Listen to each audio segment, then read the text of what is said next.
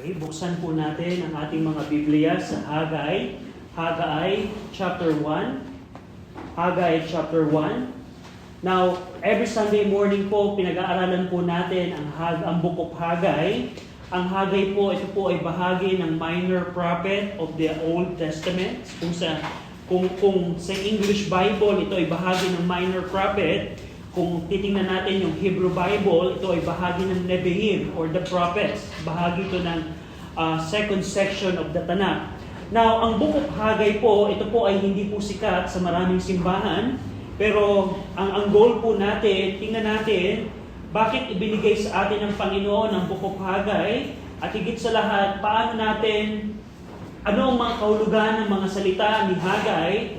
At higit sa lahat, paano natin mai-apply ang mga katotohanan ng Book of Haggai sa ating pong buhay in our time. Ang Book of Haggai po, ito po ay nahahati sa 4 na section.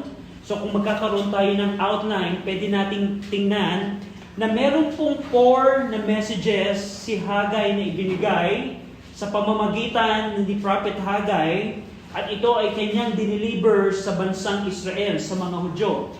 4 times na dumating po ang salita ng Diyos kay Haggai, at 4 times na binanggit ni Haggai ang mga mensaheng ito. Tingnan natin, for example, yung Haggai chapter 1 verse 1, makikita po ninyo, the first time na dumating ang mensahe, ang salita ng Diyos para kay Haggai.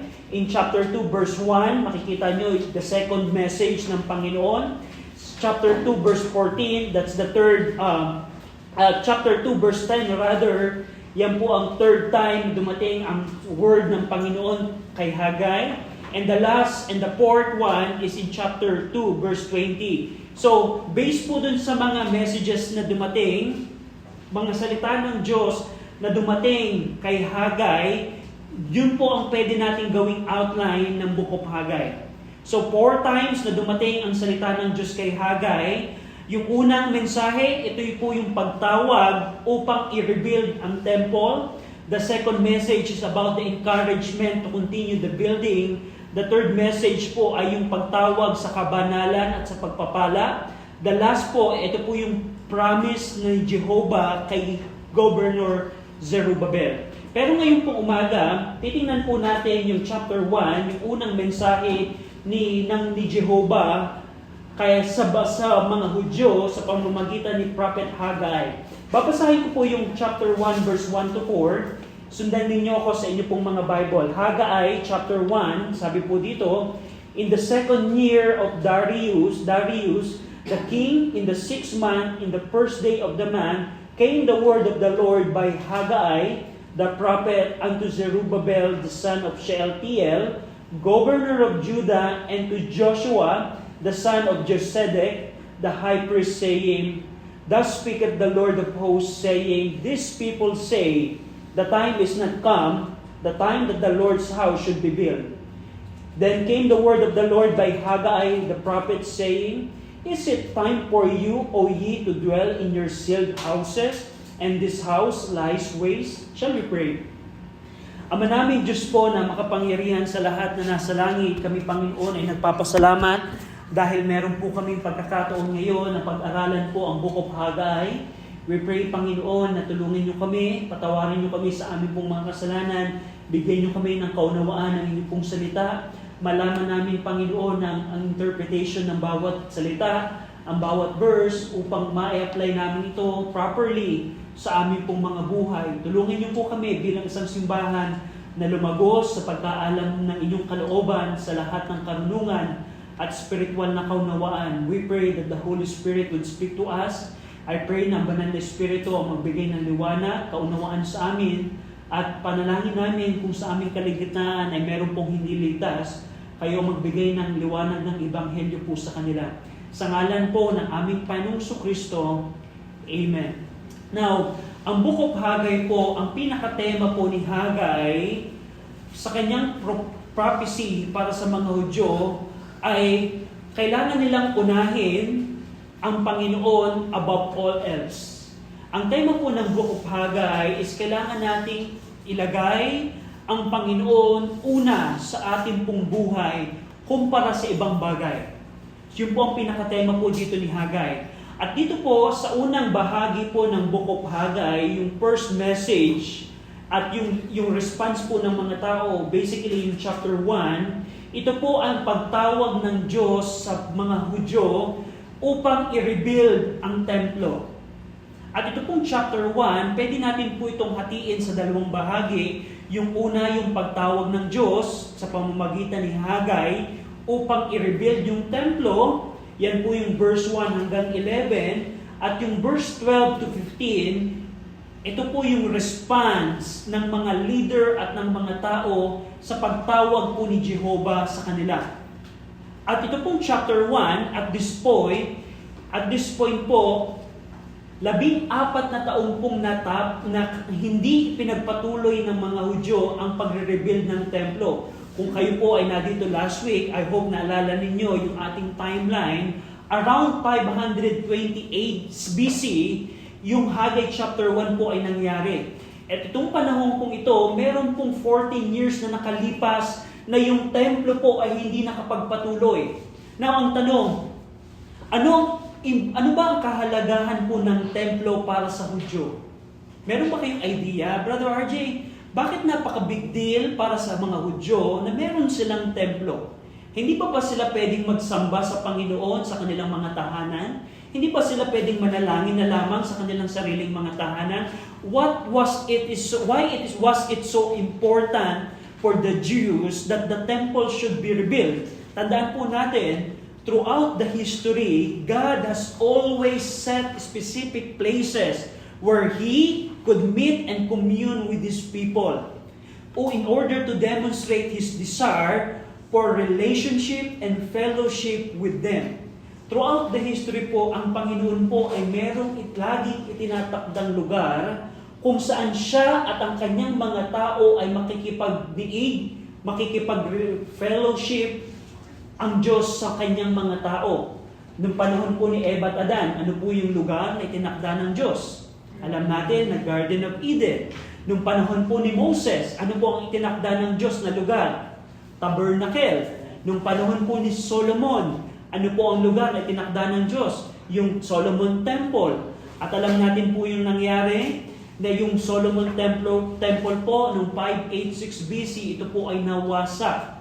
At nakaranas po sila ng captivity. At sa pagbalik po ng mga Hudyo from Babylon, papunta ng Jerusalem, ang templo po ay wasak at nakatenga.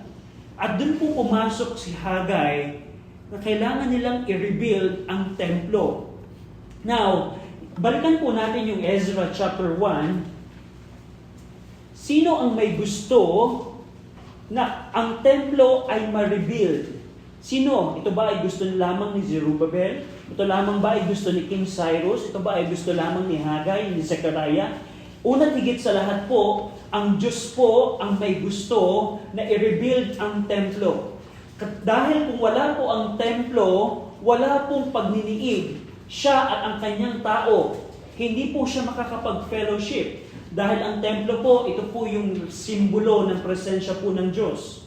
And now tingnan niyo po ang Ezra chapter 1, verse 1. Now, in the first year of Cyrus, king of Persia, that the word of the Lord by the mouth of Jeremiah might be fulfilled.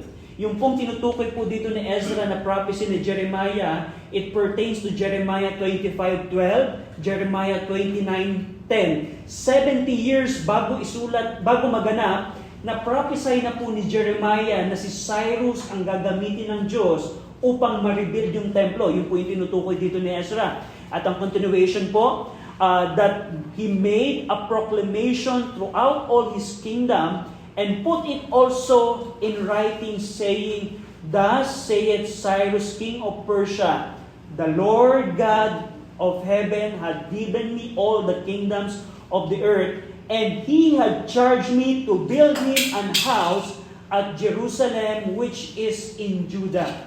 Base po sa verse number 2, sino po ang may gusto na ma-rebuild ang tahanan po ng Diyos? Si Cyrus ba o ang Diyos? Mapapansin niyo po dito, sabi, patotoo po ni King Cyrus, the Lord God of heaven had charged me to build Him an house.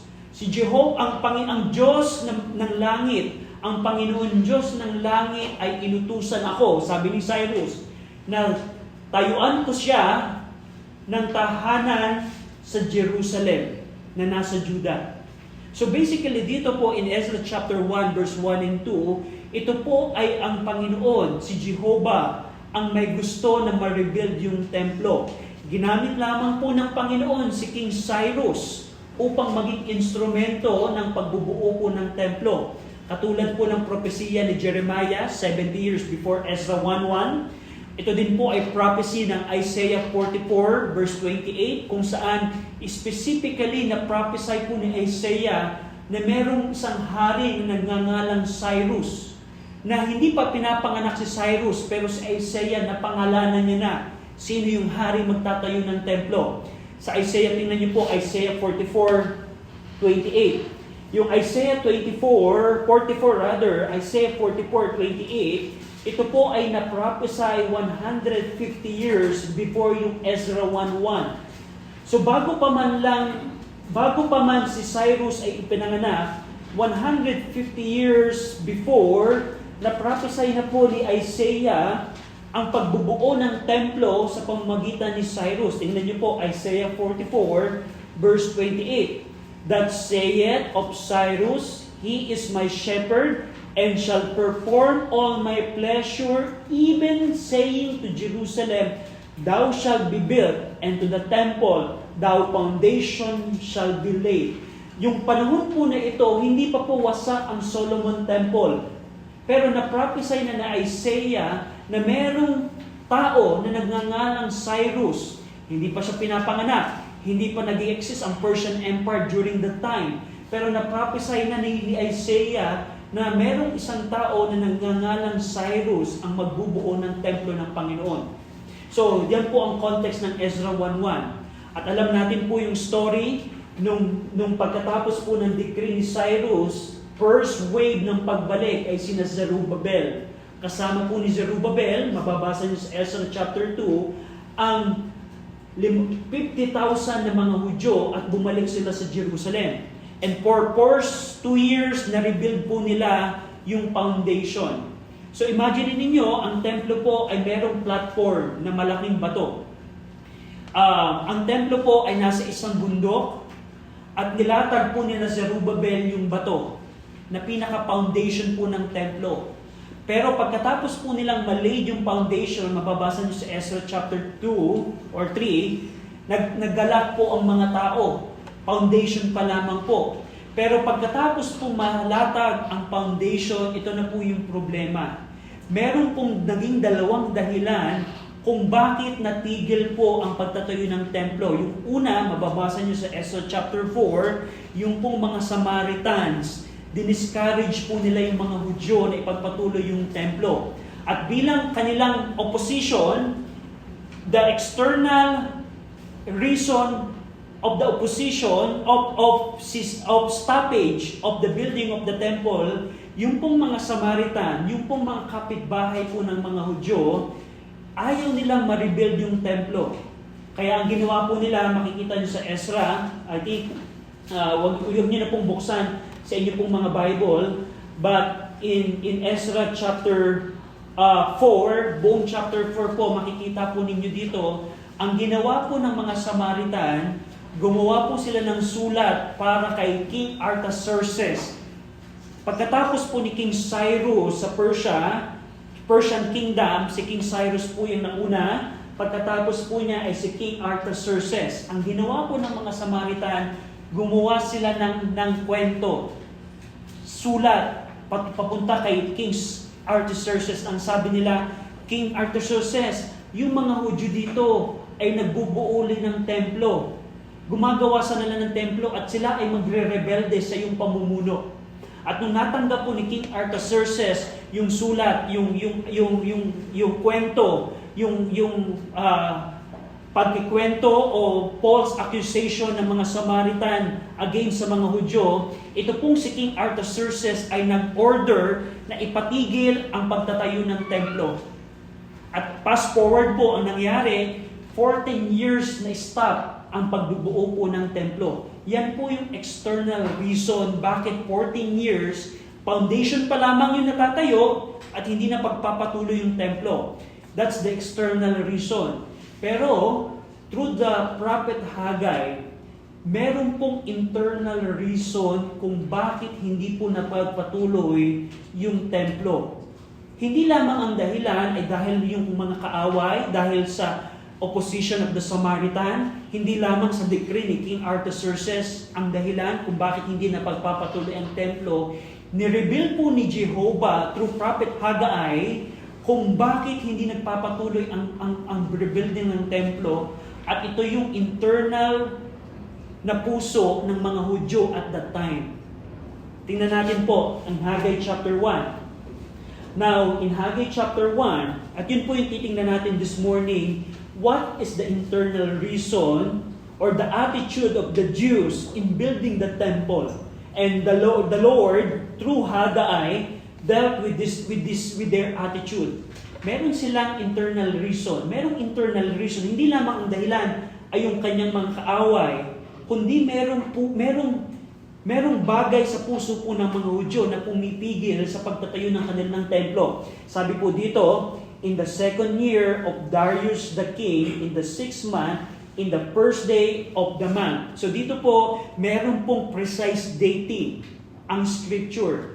Yung pong precise dating, it affirms the authenticity of the scripture.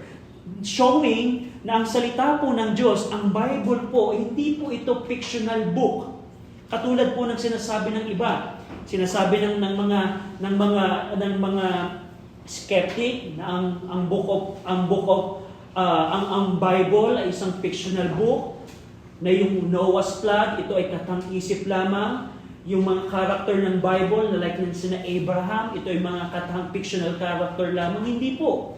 Dito po makikita natin sa scripture na merong precise dating. Ano po ang implication nito? It implies that the scripture, that the Bible is authentic.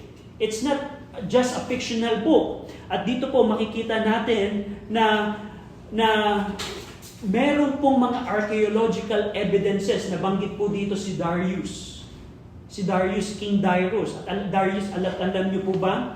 Meron pong mga archaeological discovery that proves na meron pong naging hari na nagpangangalang Darius. You can search po yan sa internet, pero makikita po ninyo na meron pong mga discoveries such as Beheston inscription, Persepolis and Susa inscription, the Royal Road, and the Babylonian Chronicles. Yung po yung mga na-discover ng mga archaeologists na nakita nila na merong tao, merong hari na nangangalang Cyrus na namuno sa buong mundo.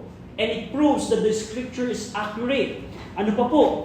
Makikita din natin po na yung pong date na tinukoy po dito ni Haggai, kung saan dumating yung mensahe ng Diyos, it's around, kung in our time right now, pwede nating sabihin na around August 29, 520 BC. So first na dumating yung mensahe kay Haggai, according sa verse 1, around August 29, 520 BC.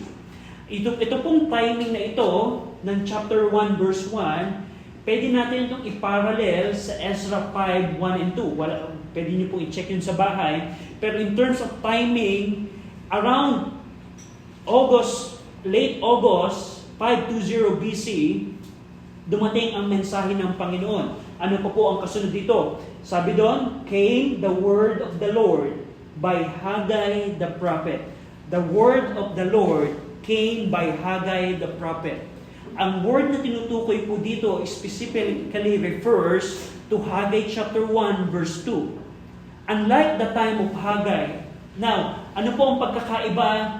Meron pa ba tayong word of the Lord in our time? Noong panahon po ni Haggai, ang Panginoon po ay nagbigay ng mensahe sa pamamagitan ng direct revelation. Meaning directly ang Diyos ay nagbigay ng word kay Haggai. Ang tanong, in our time, meron pa ba tayong word of the Lord in our time? At yun po ay makikita natin sa salita po ng Diyos. Sabi po ni Pedro in 2 Peter 1:19, today, we have a more sure word of prophecy. Meron tayong mas nakatitiyak na salita ng propesiya. Yes, sina Hagay ay merong word directly ni-reveal sa kanila ng Panginoon. At sina Peter, nakita nila mismo yung transfiguration ng Panginoong Kristo. Pero according sa testimony ni Peter, meron tayong mas siguradong salita ng Diyos. At yun po ang ating Biblia. At dito, sabi dito ng Hagay chapter 1, kung kailangan ng mga Hudyo ang salita ng Diyos back then, kailangan pa rin ba natin ang salita ng Diyos in our time? So as a prophet, Hagay was not expressing his personal opinion. What Hagay is saying here, the word of the Lord came by Hagay. Ang tinutukoy dito ni Hagay, I'm not just speaking my opinion. What I'm telling to you, Jews, is the word that came to me. It's not my own opinion. It's from Jehovah. Yun po yung pinaka-implication nun, that the word of the Lord came. The word of the Lord came. It's not my own opinion. It's from Jehovah. At dito, bilang implication, in our time, ang mga preacher po ay meron pong duty today not to deliver their own opinion, but exactly what the Lord of the Lord. Kung paano si Hagay, i-deliver niya yung word na dumating sa kanya sa mga Hudyo, ganun din po ang responsibility ng mga preacher today. Na kung ano ang word of God na binigay sa atin ng Panginoon, that's the duty of the preacher, not the opinion. So, ang pinaka-point dito ni Hagay, bakit niya binanggit that the word of the Lord came by him, by Hagay? What he's telling is, what I'm speaking to you is not my own word. What I'm telling to you is not my own opinion. It's the word of Jehovah. So, ano pa? In verse 1, makikita ninyo dito, the word of the Lord came unto Zerubbabel and Joshua. So, the primary recipient of the first revelation of Jehovah in chapter 1 is Zerubbabel and Joshua. Sino po si Zerubbabel? Sino si Joshua? Si Zerubbabel po, siya po yung son of Shealtiel. Siya po yung appointed governor ng Judah. Nung panahon po nito, ang political setup, si King Cyrus po ang namumuno sa buong mundo. Persian Empire. Siya po yung hari, siya po yung emperor. At sa bawat probinsya ng kanyang pamumuno, nagtatalaga po siya ng governor. At sa Judah, ang kanyang itinalaga bilang governor ay Zerubbabel. Sino pa ang recipient ng word of the Lord? Si Joshua. Yung Joshua po nito, iba po ito yung Joshua ni Moses. Ito po yung Joshua na son of Josedek. Siya po yung high priest during that time. Si Zerubbabel, ang political leader, at si Joshua, ang spiritual leader ng mga Hudyo at this time. At yung mensahe ng Panginoon through Hagay ay dumating kay Zerubbabel at kay Joshua. As the representative ng mga tao, itong dalawang leaders na to, the political and spiritual leaders of the Jews, are the primary recipient of the word of the Lord. Dito po, ipinapakita sa atin that God has authority over spiritual affair of a nation, and also He has authority also over political affairs of a nation. Akala ko ba, Brother RJ, ang Diyos ay interesado lamang sa mga spiritual na bagay? No. Makikita po niyo dito, yung governor ay binigyan ng mensahe ng Diyos. Bilang parang application, parang ganito. Halimbawa, sino yung mayor natin ngayon sa Taguig? Si Cayetano? Si Cayetano. Ang Panginoon ba ay interesado sa pumumuno ni Cayetano? Yes, hanggang sa ngayon. Parang ganun po. What we're saying here is God is not only interested about our spiritual affairs, and also God is concerned about the political affairs of our nation. Ang nakakalungkot sa atin, we don't acknowledge God at all. And God will judge our nation in the future.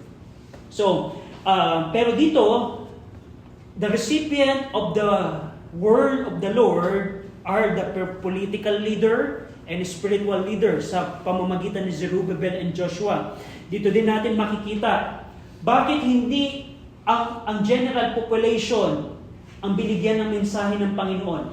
Sa tingin ninyo, bagay, bakit hindi ka nag-preach sa mga Hudyo? Bakit kinausap mo yung dalawang leader ng mga Hudyo? Ano pong implication nito? Ang leader po ay merong important role sa nation, sa simbahan, at sa ating pong mga pamilya. So dito po, the way that the Lord communicated His message to the leaders, it tells us that the leader has an important role in our nation, in our family, in our churches. So, yun po makita natin dito. Ano pa po? In verse number 2, ito na po yung mensahe. So verse 1, we see there the authenticity of the Bible. Na ang Bible ay hindi fictional. Merong Darius talaga na nabuhay. Nung pamumuno ni Darius, dumating yung Word of God sa pamamagitan ni Haggai sa dalawang leader, Zerubbabel and Joshua. Now, ano ang mensahe ng Diyos? Ano ang mensahe ni Jehovah kay Zerubbabel at kay Joshua as the representatives of the nation Israel? Verse number 2, Thus speaketh the Lord of hosts, saying, These people say, the time is not come, that the time that the Lord's house should be built. Makita niyo po dito, sabi ni Haggai, Thus speaketh the Lord of hosts, saying. Yung pong word na thus ay napakahalaga po nun. Ang ibig sabihin ng thus, in this manner. Now, napakahalaga po dito ng word na thus. Dito po, Haggai is emphasizing that this is the precise message of Jehovah. And this is what Jehovah wants Zerubbabel and Joshua to hear. Thus, or in this manner. In this manner, the Lord speaketh. So what Haggai is telling here is, this is the exact words of the Lord for you, Zerubbabel, and for you, Joshua. This is the specific words of the Lord. Now, anong implication nito? At before that, yung praise na dito po makuunawaan natin ang importance of delivering God's exact words to them. Ine-emphasize dito ni Haggai na ito ang eksaktong mensahe ng Diyos sa inyo, mga Hudyo. Thus saith the Lord. At very interesting po, yung term or yung phrase na saith the Lord or speaketh the Lord in the book of Haggai appears 20 times. 20 times in-specify po ni Haggai, saith the Lord, speaketh the Lord, thus saith the Lord. Ilang beses po niyang pinapaulit-ulit. Ano po ang implication po nito? What Haggai is saying, what I'm saying to you is not my word. This is the exact word of Jehovah. So, bilang implication sa ating pong panahon, yan po ang same duty ng mga preachers today. Na i-deliver ang exact word of God to the people. At pwede ko pong sabihin sa inyo, that duty is not an easy task. Hindi po madali na eksaktong i-deliver ang word of God sa tao. At bilang preacher, meron po kaming duty. Katulad na makikita natin sa buhay ni Haggai. Because what Haggai is saying is, this is the exact word of God. I'm not deducting something from it. I'm not adding something into it. This is the exact word. At bilang mga preachers of our time, yan po ang ating duty. To know the exact word of God.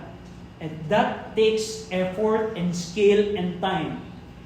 Kung ang preacher ng mga simbahan right now ay mag-i-spend lamang ng 20 minutes para sa Sunday morning preaching, mag-i-spend lamang ng 20 minutes para sa Sunday afternoon preaching, they're not delivering the exact word of God.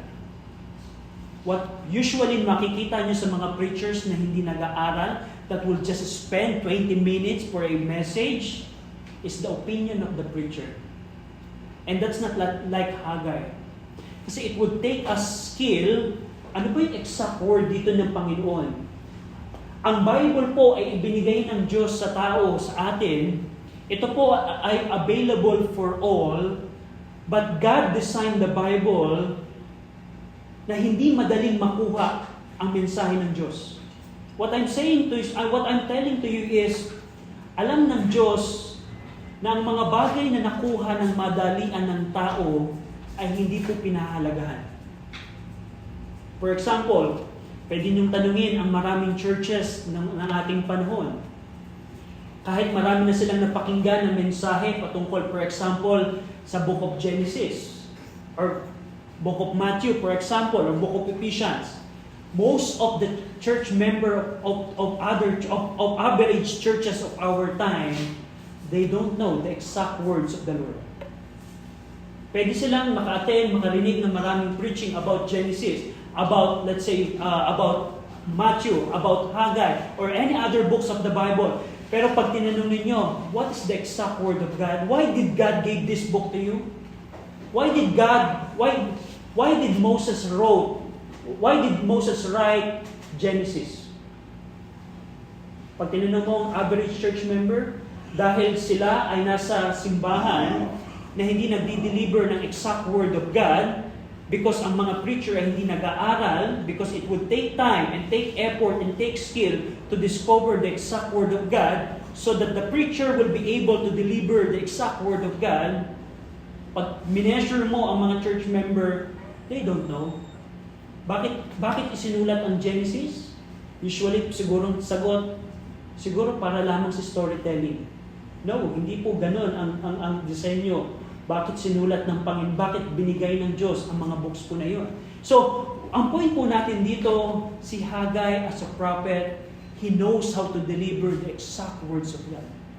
At bilang preacher, makita natin ang ehemplo ni Haggai na hindi natin dapat i-deliver yung opinion, but what is the exact word of God? And it takes understanding the very word of God. We need to properly understand the very word of God, contextually, historically, culturally, and grammatically, so that we can deliver the exact word of God to the people. At that's what Haggai did. Yan po yung implication ng "Thus speaketh the Lord," saying, na hindi opinion ni Haggai ang kanyang binabanggit. At dito, binanggit din ni Haggai in verse 2, Haggai not only mentioned that the word of the Lord came to him, ng verse 1, but he also emphasized that it is the Lord of hosts who is speaking. The title, the Lord of hosts, refers to God's sovereignty over all heavenly armies and highlights His ultimate power and authority. What Haggai rather is saying here, this word is from the Lord of hosts. And if you reject the word of the Lord, Zerubbabel and Joshua, if you reject this word, you're rejecting the word of the Almighty God. That's the implication, the Lord of hosts. He's the sovereign God. He's the Almighty God. And if you're going to reject this word, Zerubbabel and Joshua at mga Hudyo, ito yung nire-reject ninyo ang words ng Almighty God. Now, ito po, verse number 2, ano pa po? Ito yung revelation ng Panginoon sa kanila. These people say, the time is not come, that the time that the Lord's house should be rebuilt. Dito, ni-reveal ni Jehovah through Haggai yung internal reason kung bakit hindi natatayo-tayo at natapos-tapos ang templo, yung kanilang attitude toward the temple building project. After 14 years, they are still saying that it is not yet time to have a temple. Basically what they're saying, Haggai, Panginoon, it's not yet time. It's not yet time na magkaroon ng Diyos ng lugar. It's not yet time na piling namin in fellowship si Jehovah. It's not yet time to build a temple. In implication, parang ganito po ito. We can say in our time, it's like saying, it's not yet time to be faithful in the church. Panginoon, hindi pa time. Bata pa lamang ako, at tinan mo, 13-year-old pa lamang ako. It's not yet time to repent and believe. It's not yet time to be faithful in the church.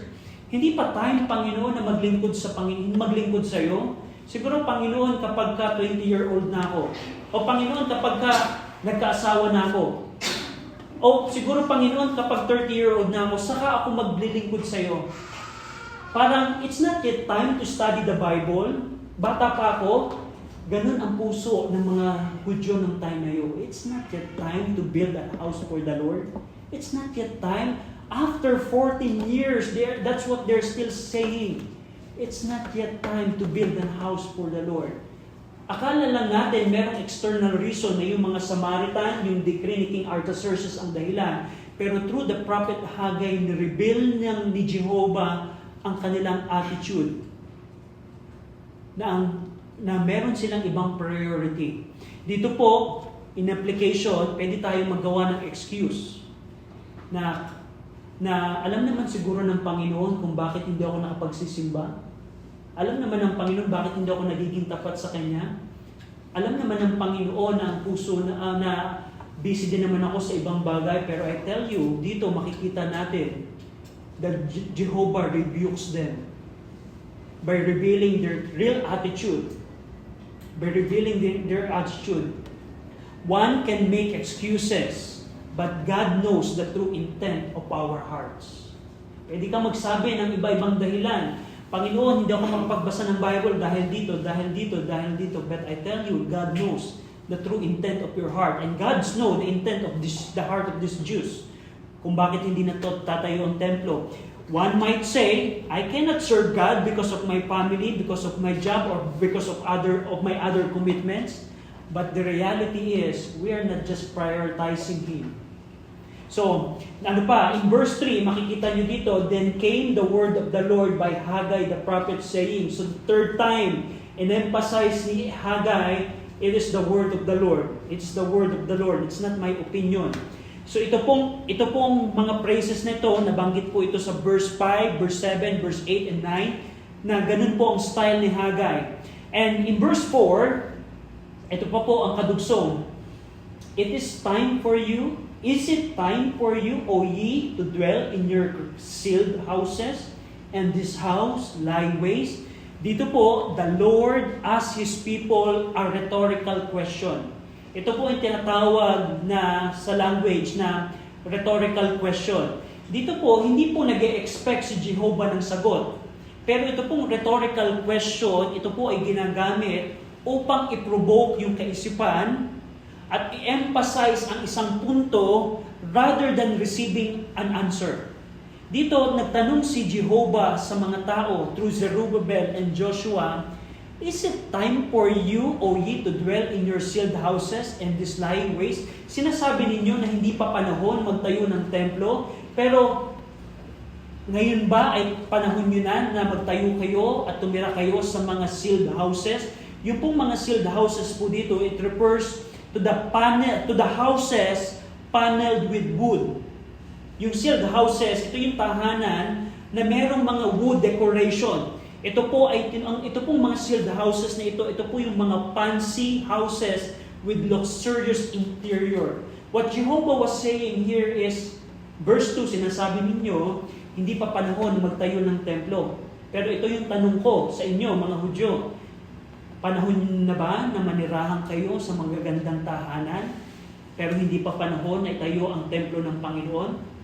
So dito ipinapakita ni Jehovah what the people are prioritizing. At this time, yung mga tao nakapagtayo na sila ng mga bahay, kasi alam natin, nawasak po yung Jerusalem nung bumalik po sila, pero nakapagtayo na sila at nanirahan na sila sa kanilang mga tahanan. At pinanatili nila yung templo in ruins. Hindi po nila, ito pong mga Hudyo na ito, they are unlike their father David who prioritized the Lord and His temple above all. 2 Samuel 7:2, tingnan nyo na lamang po sa bahay, pero sabi po dito, that the king said unto Nathan, sabi ni David kay Nathan, see now, I dwell in a house of cedar, but the ark of God dwelleth within curtains. Nung panahon po ni David, sabi ni David, naninirahan ako sa isang magandang tahanan, pero yung ark ng Panginoon ay nasa tolda lamang. Ano pang sabi ni David in Psalm 132 verse 3 to 5? Surely I will not come into the tabernacle of my house, nor go up into my bed. I will not give sleep to mine eyes, or slumber to mine eyelids, until I find out a place for the Lord, an habitation for the mighty God of Jacob. Basically, what we're saying here, itong mga Hudyong ito, hindi nila katulad ng kanilang ninunong si David, na hindi siya naging komportable na walang tahanan ang Panginoon. Dito po, hindi po lack of resources ang dahilan kung bakit hindi natatayo po yung templo, kundi ang attitude ng mga puso. Kasi kung babalikan po ninyo ang Ezra chapter 1 at Ezra chapter 6, pwede nyo itong i-check sa bahay, sa inyo pong mga bahay, ang Panginoon po ay nag-provide ng mga materyales sa pagbubuo ng templo. Hindi pwedeng sabihin ng mga Hudyo kay Hagay, Hagay, walang ginto, walang pilak, walang mga kahoy na gagamitin sa pagbubuo ng templo. Kasi pag tinignan niyo po yung Ezra chapter 1 at Ezra chapter 6, si King Cyrus at si King Darius, nung bumalik po yung mga Hudyo, meron pong baon ng mga provision na gagamitin sa pagbubuo ng templo. So it's not about the lack of resources ang dahilan kung bakit hindi natatayo po yung templo. Ang dahilan po dito ay yung kanilang mga puso. Nakahanda na yung kahoy, nakahanda na yung mga ginto, nakahanda na yung lahat ng materyales. Bakit ayaw pa nilang tayuin ang templo ng Panginoon? It's because their attitude ng kanilang puso. Hindi priority nila ang Panginoon. So dito, at this point ng Haggai chapter 1, they are already in the land. They have resources to use to build. And at this point, yung King Artaxerxes na naggawa ng sulat in Ezra chapter 3, patay na po at this time. Si King Darius na po yung namumuno po dito sa Persia. So, basically what we are saying here is, nakahanda nang itayo ang templo. Nasa lupa na kayo, nakabalik na kayo ng Jerusalem, nandito na yung mga materyales, patay na si King Artaxerxes. Ano pa ang dahilan nyo? Bakit ayaw nyo itayo ang templo? Dito, nasa kanila na lahat na yun, pero ayaw pa rin nilang itayo ang templo ng Panginoon. Dito, the people are saying, basically anong sinasabi ng mga tao, ng mga Hudyo at this time? It is time to build beautiful houses, Haggai.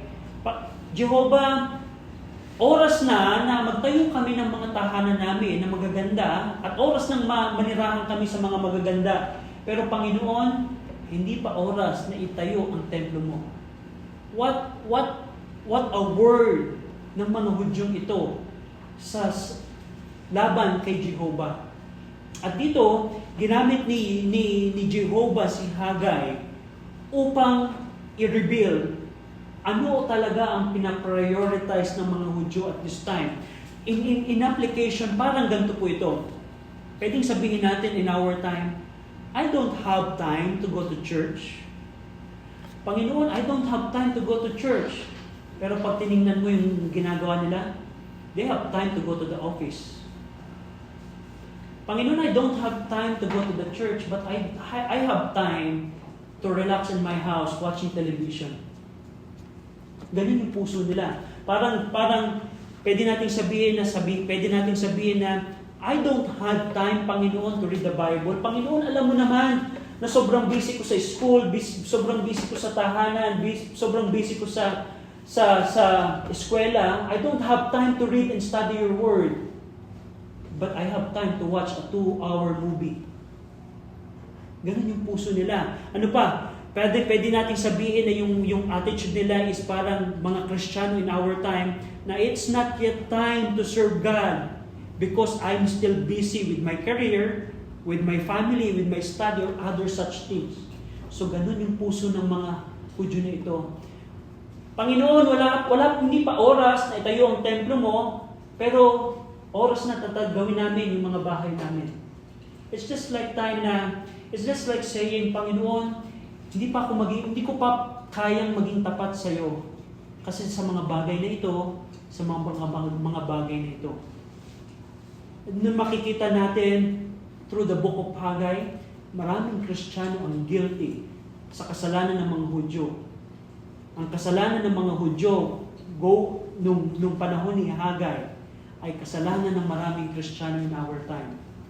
Sinasabi nila, Panginoon, I cannot be faithful sa church because of these things and such things. Pero ang tanong, katanggap-tanggap ba ito sa Panginoon? If you examine the book of Haggai, you will find the answer. If that is acceptable sa Panginoon. Panginoon, hindi ko kaya magtapat sa iyo kasi gawa nito eh. Kasi pag naging tapat ako sa iyo, mapapabayaan ko yung pag-aaral ko. Pag naging tapat ako sa iyo, mapapabayaan ko yung trabaho ko. Do you think, is it acceptable sa Panginoon? If you check the book of Haggai, you will see the answer.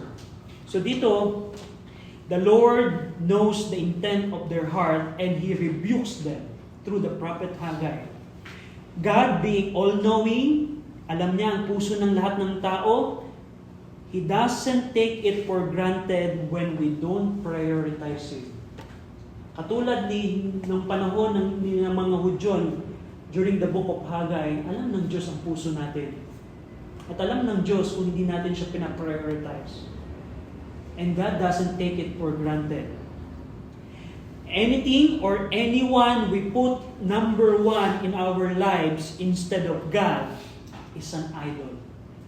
Anumang tao o anumang bagay ang ilalagay natin number one ng buhay natin, maliban ang Diyos, yun po ay tinatawag na idol. Tandaan po natin, lahat po ng tao, dapat ang Diyos ang number one sa buhay ng bawat tao. Especially kung ikaw ay mananampalataya. Pero kung yung lugar ng Diyos na number one sa buhay mo ay papalitan mo to ng bagay, katulad ng mga Hudyo na ito, ang naging number one nila, yung kanilang mga sealed houses, yun po ay idol. At alam natin po ang exhortation ni Apostle John sa Ephesus Baptist Church. Sabi niya, little children, keep yourselves from idol. Kahit po tayong mga Kristiyano na we can have an idol. At katulad ng mga Hudyo na ito, they didn't prioritize Jehovah. They didn't prioritize the temple of Jehovah. They prioritize other things, and that's an idol. And many Christians today are guilty of that. And I'll tell you, if we examine the book of Haggai, God will not take it for granted. Sa tingin natin, makakaligtas tayo sa Panginoon na hindi ako naging tapat sa Panginoon ng linggo na ito because sa dahilang ito, God will not take it for granted. And makikita natin in the succeeding verse, ano ang ginawa ng Diyos na parusa at punishment sa mga Hudyong ito. And the same thing na makikita natin sa mga Kristiyano. Bakit ang si kapatid na ganito ay ganito yung kalalagayan? Probably he's not prioritizing the Lord. Shall we pray?